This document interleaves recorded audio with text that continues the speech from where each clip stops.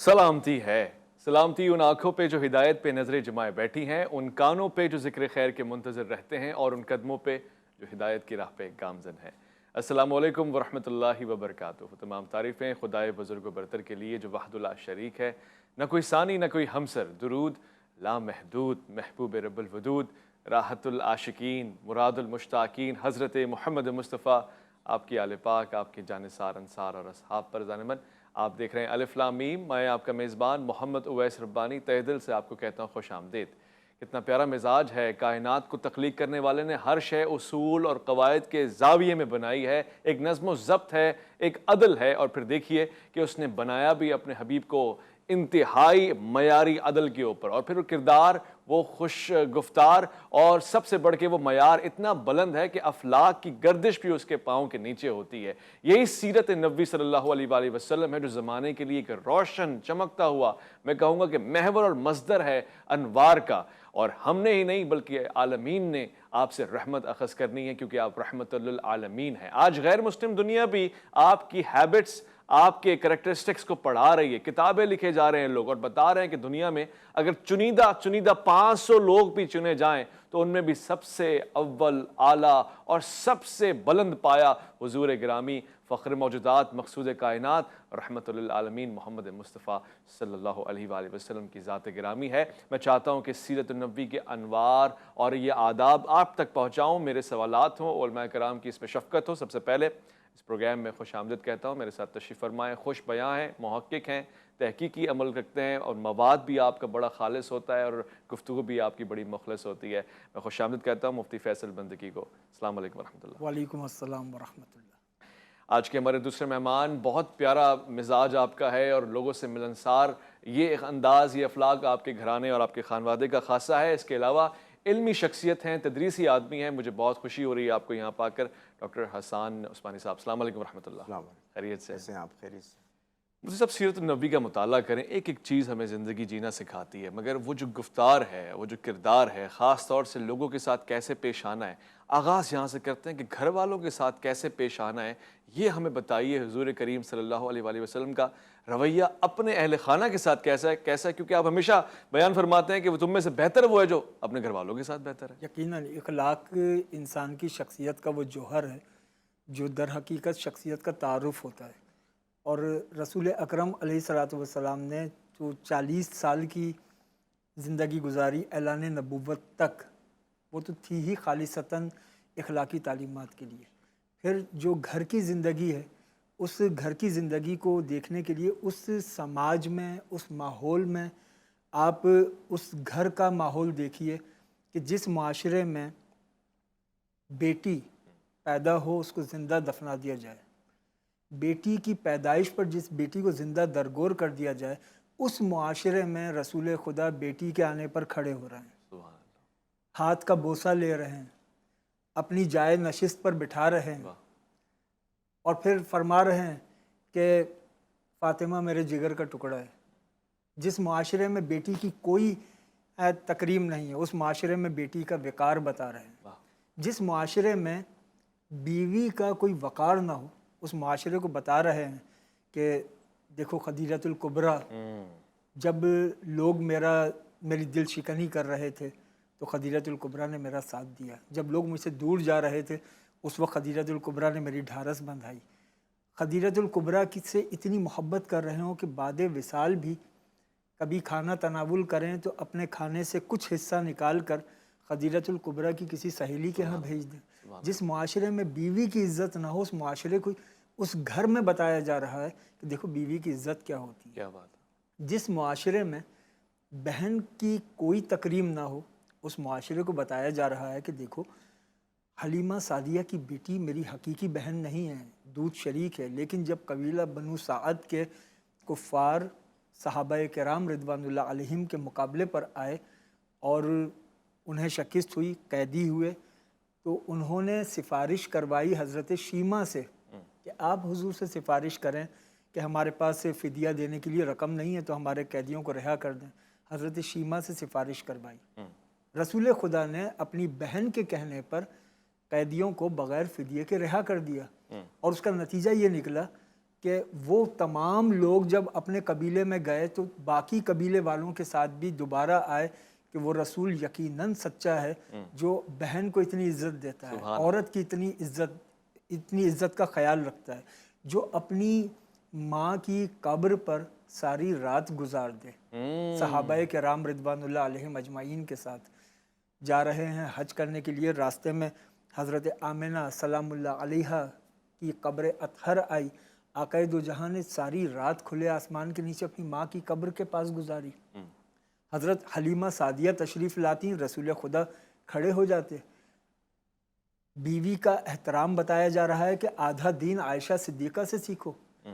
یہ گھر کا ماحول جب ہو کہ جہاں ماں، بہن، بیوی، بیٹی، ان کا احترام صرف زبان میں نہیں عمل کے اندر ہو، رویوں کے اندر ہو، سوچ کے اندر ہو، تو اس سے پھر گھرانے مستحکم ہوتے ہیں۔ آقا دو جہاں نے اپنی گھریلو زندگی کے ذریعے معاشرے میں گھروں کو اخلاقی استحکام فراہم کیا۔ سبحان اللہ سبحان اللہ، یعنی اپنی گھریلو زندگی کے ذریعے اخلاقی استحکام ہمیں ملتا ہے، بے شک اس میں کوئی شک نہیں ہے۔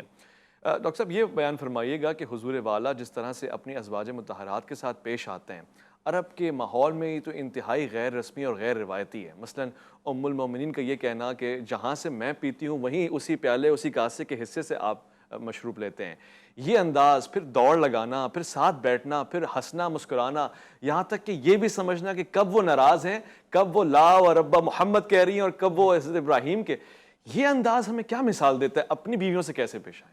جزاک اللہ ویس بھائی، بہت ہی ماشاءاللہ آج پروگرام جو ہے وہ الحمدللہ سیرت نبوی صلی اللہ علیہ وسلم پر ہے، اور اس کا تو اگر ایک ایک جو ہے نا سیرت کا مطالعہ کیا جائے تو جیسا کہ آپ نے سوال شروع میں کہا تھا کہ جی ایک ایک جزیہ ہے، اخلاقیات الگ چیز ہے، عبادات کے اندر آپ کے کیا معاملات ہیں وہ الگ چیزیں، معاشرت کے اندر آپ کی کیا چیزیں، ہر طرح کی جو آپ نبی کریم صلی اللہ علیہ وسلم کی ذات مبارکہ ہے اس کے ذریعے سے جو ہم امت پر احسان کر کے آپ نے جو چیزیں بھیجی ہیں، یقیناً طور پر کہ ہمارے لیے وہ مشعل راہ ہونی چاہیے اور ہمیں اس کو لینا چاہیے۔ معذرت کے ساتھ اصل میں ہم بہت افراط و تفریط میں پڑ گئے ہیں، افراط و تفریط میں اس طرح پڑ گئے ہیں کہ ہم بس ویسٹرن کی طرف چلے جاتے ہیں، جو ویسٹرن ہم سے لے رہا ہے، آپ جیسے آپ نے ابھی ذکر کیا تھا کہ ویسٹرن تو لے رہا ہے ہم سے، ہم اپنی چیزوں کو جو ہم جن کے امتی ہیں ہم ان کی چیزوں کو ترک کر رہے ہیں۔ اسی طریقے سے جیسے آپ نے فرمایا کہ اب یہ گھر کا جو ماحول ہے جس طریقے سے کہ آپ نبی کریم صلی اللہ علیہ وسلم ازواج کے ساتھ مختلف طریقوں سے ملتے ہیں، آپ نبی کریم صلی اللہ علیہ وسلم ان کے ساتھ دوڑ لگا رہے ہیں، آپ نبی کریم صلی اللہ علیہ وسلم کے ایک حبشی میں میلے تھا حبشی کا، اور وہاں پر آپ عائشہ صدیقہ رضی اللہ تعالیٰ عنہ نے آپ کے اوپر یہاں پر سر رکھ کے میلہ دیکھ رہی ہیں، آپ نے فرمایا بھائی تھکی تو نہیں تھکی۔ یہ جو چیز ہے انڈرسٹینڈنگ والی بات، تو یہ ہمارے معاشرے میں ہے ہی نہیں۔ ہمارے یہاں تو یا تو مرد ایسا محکم بن گیا کہ بھائی میں نے کہہ دیا کہ بس یہ ہوگا تو وہ ہوگا، اور باقی چیزیں وہ پسے پش ڈال دی، اور یا بالکل ہی ڈیفرنٹ ہو گیا کہ جی عورتوں کا اتنا چیزیں ہوگی۔ تو یہ اعتدال کا جو ہے نا، دیکھیں الرجال قوامون قرآن مجید نے کہتا ہے کہ اللہ تعالیٰ نے مرد کو حاکم بنایا ہے، ٹھیک ہے، لیکن اس کے ساتھ جو گھریلو ماحول ہے نا، اس کے اندر بڑی محبت ہے، شفقت ہے، اللہ تعالیٰ نے شفقت ڈالی ہے۔ محبت اگر نہ ہو یہ سلسلے چل نہیں سکتے، یہ گھرانے چل نہیں سکتے، یہ بچوں کی نشو و نما نہیں ہو سکتی، یہ معاشرے ڈیولپ نہیں ہو سکتے۔ معذرت کے ساتھ کہ ہم نے ویسٹرن کو لے لیا، اور ویسٹرن میں تو آپ کو پتہ ہے کہ جی ان کا تو کلچر ہی ختم ہو گیا، ان کا تو مادر پدر آزادی اور ان کا تو لیونگ سسٹم چل رہا ہے، نکاح کا تو کوئی وجود ہی نہیں رہا۔ تو اس سب کو لے کر ہم افراط و تفریط میں چلے جاتے ہیں، بہت خوش ہوتے ہیں کہ جی ہم نے اس طریقے سے کر رہے ہیں، اور ہماری یونیورسٹیز میں ہمارے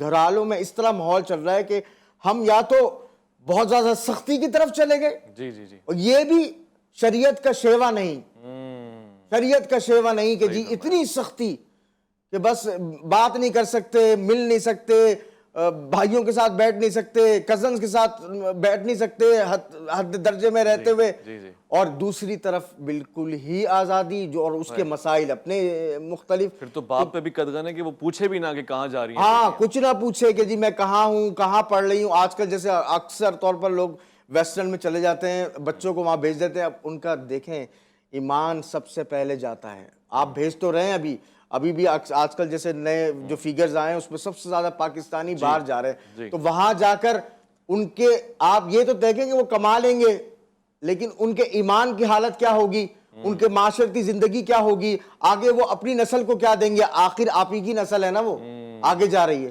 تو یہ سلسلہ ہے, تو یہ سب افراد و تفرید کا شکار ہے. میں ایسے اتفاق کرتا ہوں, یعنی وہ جو پاکستان سے باہر یا کسی مسلم ممالک سے باہر جاتے ہیں, ایسا نہیں ہے کہ بالکل ہی آپ بے راہ روا ہو جائیں گے, مگر یہ کہ آپ پلاننگ کے ساتھ جائیں, ورنہ ہم نے ایسے لوگ دیکھے ہیں جیسے کہ ڈاکٹر صاحب فرما رہے ہیں کہ جب ان کے بچے بڑے ہونے لگتے ہیں وہ کہتے ہیں چلو پاکستان چلیں, کیونکہ اب نسلیں بڑی ہو رہی ہیں, اب خطرہ ہے, اب کہاں رشتے دیں گے, کہاں سنبھالیں گے, 18 سال کے بعد تو وہ ہم پہ ہی پولیس کیس کر دے گا. لوٹ کر آتے ہیں ایک مختصر سا وقفہ ہے, اور جب لوٹ کر آئیں گے تو سمجھیں گے نرم مزاجی کیا ہے اور سیرت میں اس پہ کس طرح سے گفتگو اور کس طرح سے عمل ہوا ہے. الف لام میم میں آپ کا انتظار رہے گا.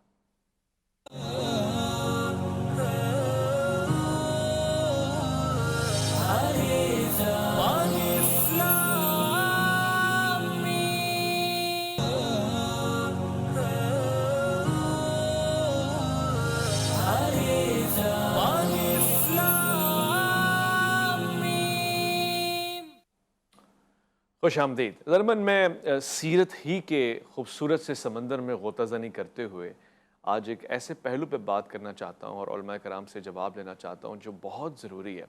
ہم پہ غیر مسلم یہ الزام لگا دیتے ہیں کہ جی بڑا پرتشدد معاشرہ ہے, عدم برداشت ہے.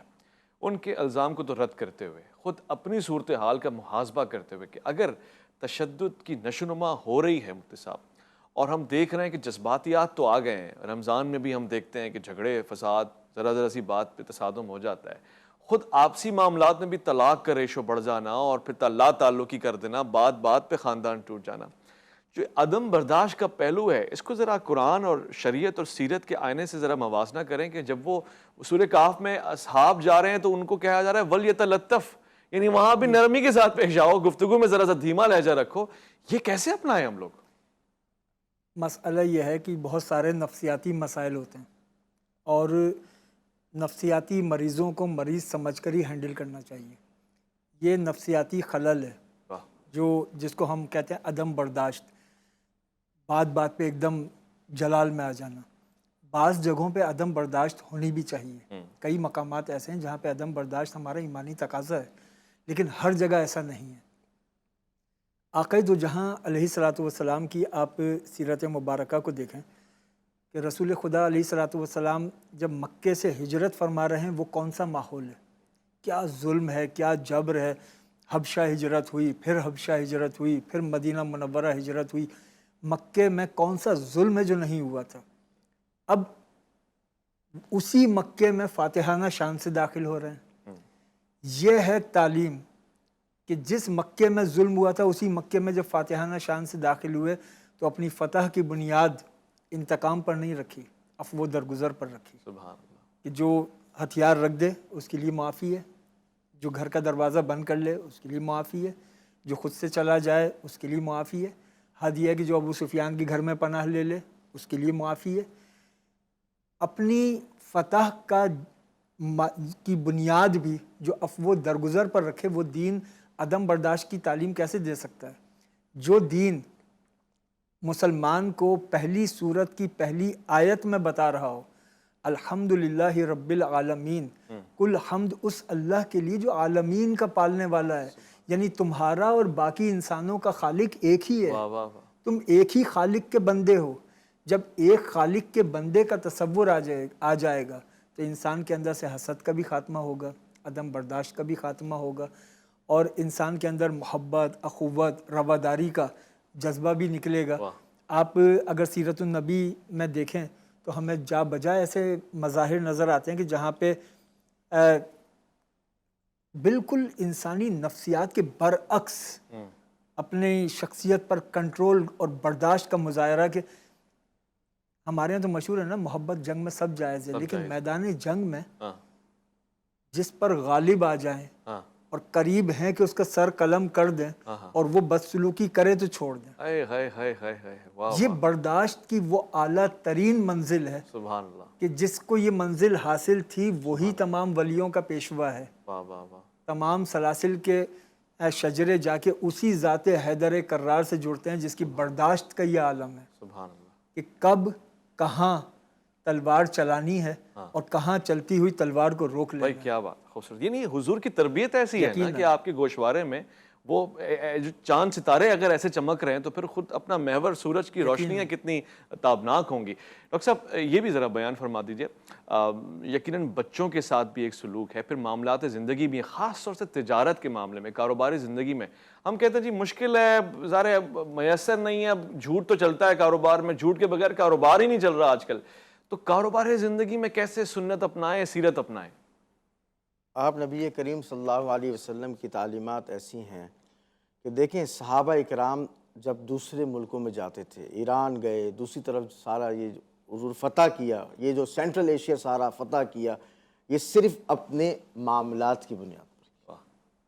आप नबी करीम सल्लल्लाहु अलैहि वसल्लम की तरबियत ऐसी थी, अखलाकियात ऐसी थी कि जब वो दुनिया में गए वहाँ उनको जंग करने की ज़रूरत नहीं पड़ी, तलवार उठाने की ज़रूरत नहीं पड़ी, अपने अखलाकियात से लोगों को उन्होंने क्या कर दिया, गर्विदा कर लिया। तो क्या उनको मुश्किलात नहीं थी? हमसे ज़्यादा मुश्किलात थी। उनके पास तो वो वसाइल भी नहीं थे जो आजकल के ज़माने में मौजूद हैं। तो जो वसाइल उनके पास नहीं थे, उसके बावजूद आप नबी करीम सल्लल्लाहु अलैहि वसल्लम की तालीमात को लेकर जब वो आगे चले, उन्होंने झूठ भी छोड़ा, उन्होंने वादा खिलाफी भी छोड़ी, उन्होंने जो मकर फरेब भी छोड़ा। यकीनी बात है, हर इंसान के साथ ऐसे हालात पेश आते। वैस भाई आपके और मेरे साथ नहीं आते हालात। मुझे भी कहीं ना कहीं फैसला करना पड़ता है कि भाई ये मोबाइल मुझे थोड़ा सा लग रहा है, चलो मैं इसको पीटीए से अप्रूव ना करवाऊं। जी जी एक नेचुरल सी मिसाल दे रहा हूं मैं। जी जी। लेकिन यहां पे आती है वो तालीमात, वाह वाह वो आपकी तरबियत, आप कहां जा रहे हैं। वाह वाह। वो टैक्स ना देना, मैं कौन पूछ रहा मुझसे, मुझे तो कोई नहीं पूछ रहा कि मैं टैक्स या खुदा न खास्ता इस तरह की बात। लेकिन आपकी वो तरबियत होती है, बड़ों की तरबियत होती है, जो आपके असातिज़ा की तरबियत होती है, जो आप नबी करीम सल्लल्लाहु अलैहि वसल्लम की तालीमात है कि भाई गवर्नमेंट का टैक्स पूरा देना है। खुदा न खास्ता भले गवर्नमेंट कितने ही आपके साथ नाइंसाफियां कर रही हो, अब उसका जवाब बनाकर आप ये नहीं कर सकते कि जी मैं तो टैक्स नहीं दूंगा क्योंकि वो तो मेरा काम ही नहीं कर रही। तो ये तालीमात हैं और हर जगह, तो हर एक के साथ ऐसे मामलात थे। मैंने जैसे जिक्र किया कि आप नबी करीम सल्लल्लाहु अलैहि वसल्लम के सहाबा दूर दराज इलाकों में गए, मामलात किए, मुराबहा किया, इजारा किया, शिरकत की, मुजारबत की, और उस बुनियाद पर मामलात ऐसे स्ट्रॉन्ग थे कि सामने वाले आज माजरत के साथ आज वेस्टर्न वर्ल्ड में चले जाए, आप यूके में आप मामलात करें, लंदन में उनके मामलात माजरत के साथ हमारे से अच्छे साफ साफ खरे खरे मामला, खरे मामला। पूरे यूरोप में आप देख लें, स्वीडन में देख लें, आप इसी तरीके से नॉर्वे में देख लें, आपको उनके मामलात अच्छे लगेंगे। ऐसा ही है। तो अल्लाह ताला ने फिर उनको उभारा ना। तो ये चीजें, तो क्या उनको मसाइल नहीं आते कि सारे के सारे उनको सारे ये जो कहते हैं ना कि जी आप, जैसे आपने शुरू में फरमाया था कि भाई लोग कहते हैं कि भाई आजकल तो इतने मसाइल है जिसकी वजह से हम जो है वो फिर झूठ बोलना पड़ता है। ये सब चीजें तो हर जमाने में रही हैं। हमने अपने रब को राजी करना है या अपने नफ्स को राजी करना है, सही बात। इसमें आपने चेक करना है। अब आपका चेक खुद लगा हुआ है, सही बात। हर इंसान का चेक ज़मीर के नाम से खुद लगा हुआ है। उसकी आप नबी करीम सल्लल्लाहु अलैहि वसल्लम की जो तालीमात आपको दी गई है वो पढ़े। क्या बात है, क्या बात है भाई। मामलात करने के मुतालिक आप नबी करीम सल्लल्लाहु अलैहि वसल्लम की अहादीस हैं कि किस तरीके से मामलात करना है। बै कब्ल कब्ज नहीं करनी, आपने जो है ना दूसरे के सौ में अखी नहीं करनी। ये सारे मामलात हैं मुख्तलिफ, हर चीज में। क्या बात है। अदब यानी क्या कहते हैं उसको, मामलात हो, माशरत हो, अखलाक हो, इबादत हो, तमाम तालीमात आप नबी करीम सल्लल्लाहु अलैहि वसल्लम की मौजूद हैं। सुभान अल्लाह। अगर इंसान वो नहीं ले और फिर वो कह गया आजकल तो बड़ा चलना मुश्किल है, अल्लाह, तो बस अब फिर यानी फिर अपने नफ्स को जी को खुश करना है ना आपने, फिर आपने जो है ना वो नहीं लेना। आप नबी करीम सल्लल्लाहु अलैहि वसल्लम की ज़ात मुबारक, फिर आप दावेदार ना बनिए माजरत के साथ, फिर दावेदार ना बनिए कि मैं जो है ना वो दावा वो कर रहा हूँ, आप चरागा भी हो रहा है, चीज़ें भी हो रही हैं। ये तो आप नबी करीम सल्लल्लाहु अलैहि वसल्लम की बैसत का मकसद नहीं था। वाह सुभान अल्लाह। बैसत का मकसद क्या था? यकीनन खुशियां मनाइए, लेकिन जो असल अहकामात आप नबी करीम सल्लल्लाहु अलैहि वसल्लम ने दिए थे, आया उसको भी फॉलो किया जा रहा है या नहीं? भाई क्या बात है। अपने ज़मीर से पूछिए, रोजाना देखिए कि भाई मामलात क्या हो रहे हैं। यानी इसको अगर मुख्तसर करूं, और आपकी बात में वैसा इतना वजन है کہ گھر سے جانا آسان ہے، اچھا بھی ہے، مگر کردار سے جانا مشکل ہے مگر بہترین ہے. بہترین یہ کر دیں تو کیا ہی بات ہے. اور پورا اصل میں معاشرہ اس طرح ڈیولپ ہوگا انشاءاللہ. سبحان اللہ. ایک مختصر سے وقفہ لے رہے ہیں ہم، جب لوٹ کر آئیں گے تو مزید اس پہ بات کریں گے. اور یہی ہے، ہم ہی یہ حق رکھتے ہیں کہ اپنا محاسبہ کریں اور ہمیں ہی نتائج کو اخذ کرنا ہے، کیونکہ ہم ذمہ دار ہیں. اور اگر ہم دعوے دار بن گئے پھر تو اور ذمہ داری بڑھ گئی. بلکہ بلے شاہ کا وہ کلام، یعنی وہ جملہ مجھے یاد آتا ہے کہ جب ان کے مرید باہر تھے اور پھر کسی عسکری ادارے کے لوگوں نے ان کو مارا، پوچھا تھا کہ روزے سے ہو، اور انہوں نے کہا کہ مسلمان ہو. روزے سے نہیں تھے اور روزے کے ایام میں کھانا پینا کر رہے تھے تو بڑی پٹائی ہوئی. جب بلے شاہ سے انہوں نے پوچھا تو انہوں نے کہا جی مجھ سے پوچھا گیا، میں نے کوئی جواب نہیں دیا. جس نے کہا ہے وہ ذمہ داری بھی اٹھائے، وہ جواب بھی دے. جس نے دعویٰ کیا ہے پھر اس پہ ثقالت بھی ہے. لوٹ کر آئیں گے، الف لام میم میں آپ کا انتظار ہے.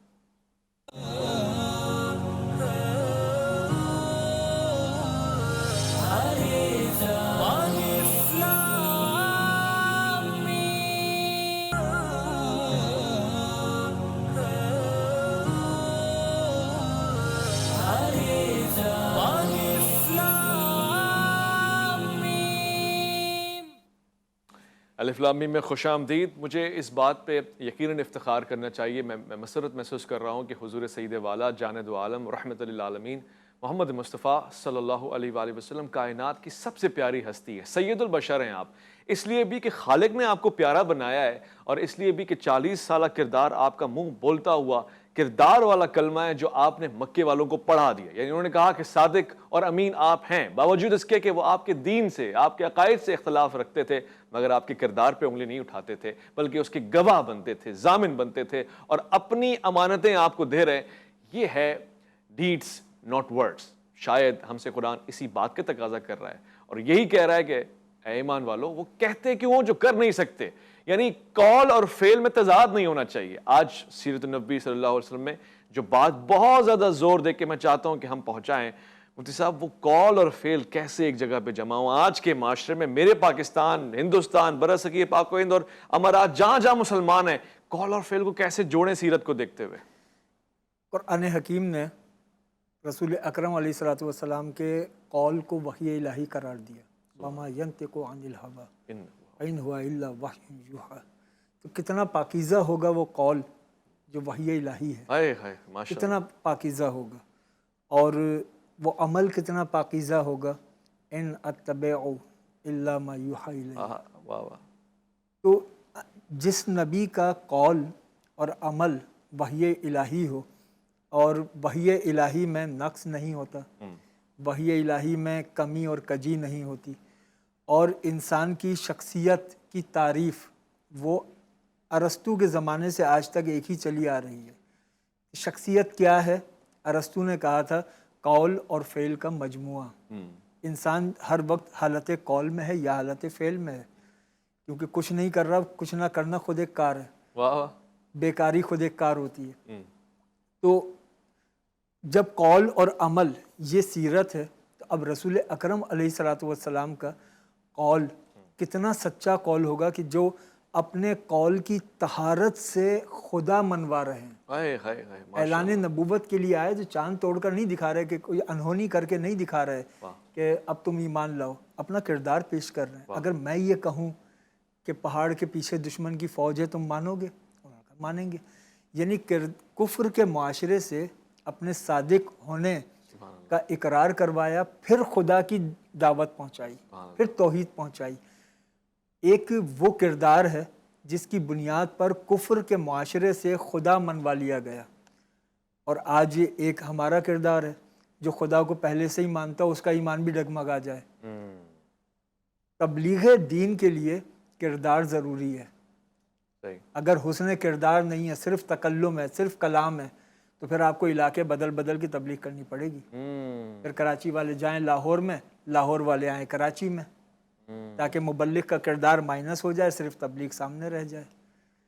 اس لیے ضروری ہے کہ کردار مبلغ کا مضبوط ہو. رسول اکرم علیہ الصلوۃ والسلام نے اپنے کردار کی طہارت پر جب دین پیش کیا، تو اب اس کردار کی عظمت کا عالم کیا ہے؟ اس کردار کی عظمت کا عالم یہ ہے کہ وہ کفار جو صبح سے شام تک جھوٹ بولتے تھے، ایک جھوٹ یہ بھی بول دیتے کہ بھئی حضور نے فلاں موقع پر ہم سے جھوٹ بولا تھا، فلاں موقع پر وعدہ خلافی کی تھی.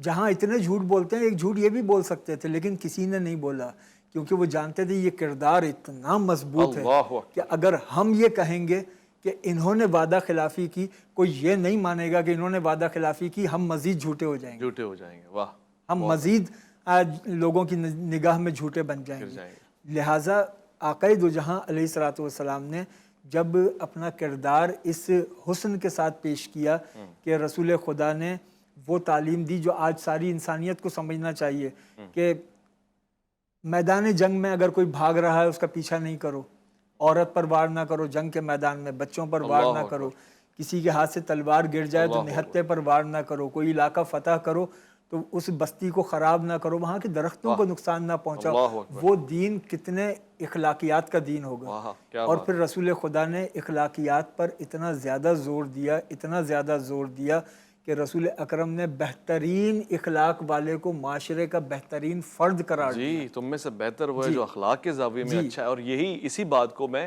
مزید آگے بڑھاؤں گا ڈاکٹر صاحب، اتفاق آپ کریں گے کہ یہ تو حضور کریم صلی اللہ علیہ وآلہ وسلم کی زندگانی ہے جس کو قرآن کہہ رہا ہے، بلکہ بعثت کے مقصد کو اخلاق کی تعمیر بتا رہا ہے۔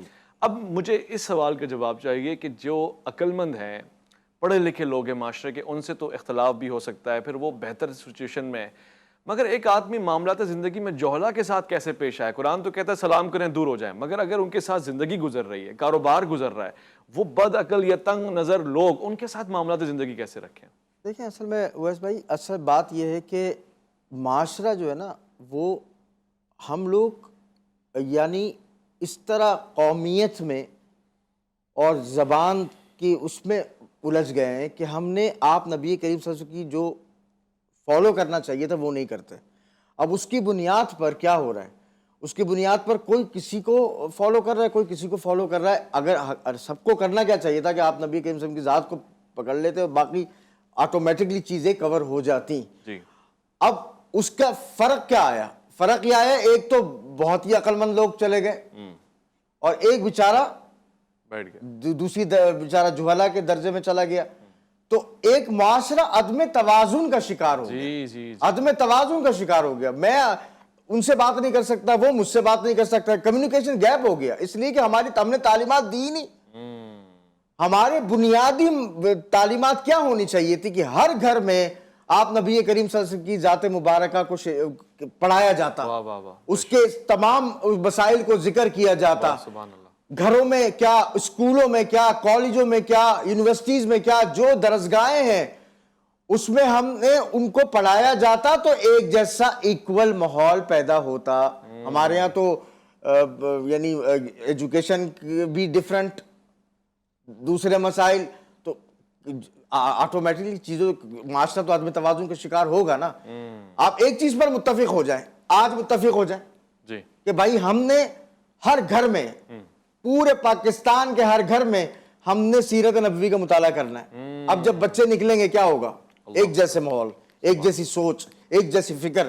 اب وہ اس کے اندر وہ طبقاتی فرق ختم ہو گیا، اس لیے کہ آپ نے اس کو ایک دیکھیں، ہر قوم کو ایک گائیڈ لائن چاہیے ہوتی ہے، ایک لیڈر چاہیے ہوتا ہے۔ ہمارے سے بہتر ہمارا نبی کریم صلی اللہ علیہ وسلم سے زیادہ کون بڑا لیڈر ہو سکتا ہے؟ بے شک بے شک، آپ تو سب سے بڑے لیڈر ہیں، آپ ان کو لیڈر بنائیں نا۔ آپ ادھر ادھر کے چکروں میں کیوں پڑ رہے ہیں؟ سیدھے سیدھے آپ نبی کریم صلی اللہ علیہ وسلم کی جو تعلیمات ہیں اس کو لے لیں، اپنی زندگیوں میں، اپنے گھروں میں نافذ کر لیں، تو آٹومیٹکلی معاشرہ عدم توازن سے نکل کر توازن میں آ جائے گا انشاءاللہ۔ بھائی بہت خوبصورت، یعنی سارا مسئلہ اس توازن کے بگاڑ کا ہے، اور شاید اسلام اسی لیے بار بار عدل کی طرف پکار رہا ہے، بلکہ واضح طور سے کہہ رہے وَلَا يَجْرِمَنَّكُمْ شَنَآنُ قَوْمٍ عَلَىٰ أَلَّا تَعْدِلُوا اعْدِلُوا هُوَ أَقْرَبُ لِلتَّقْوَىٰ۔ تقویٰ قریب رکھتا ہے، یعنی عدل یہ بہت مماثلت رکھتا ہے، قربت رکھتا ہے تقویٰ کے ساتھ۔ عدل اختیار کرو اس قوم کے معاملے میں بھی جس کے ساتھ تمہارے اختلافات ہوں، دشمنی ہوں، ان کے معاملے میں بھی آپ نے عدل کا توازن نہیں بکھیرنا۔